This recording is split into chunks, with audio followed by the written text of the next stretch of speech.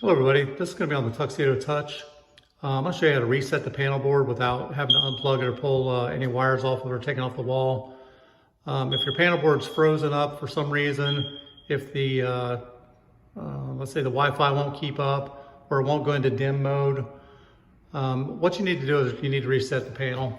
On the side of the panel board where the memory card is, if you look down here, it's kind of hard to see. There's a little tiny button there. It works just like a Wi-Fi reset or a modem reset.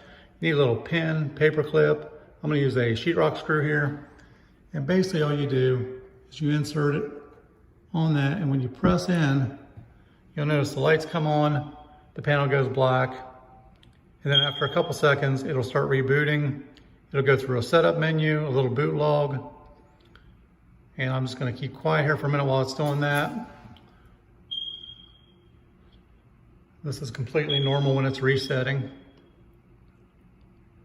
And now depending on how much stuff you have in your panel, if you have 4 zones in your system, it'll load faster.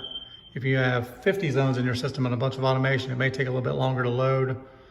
Once it gets past that process, you'll actually see where it comes back on, gathering panel information. And that's where it brings all the zones and all the automation into play. Hope everyone liked the video. Sorry for the chirping in the background. I'm on a new job site, so I've still got smoke detectors chirping. Nothing's finished yet. And that should take care of any problems you have. If not, call your local installer or your local company.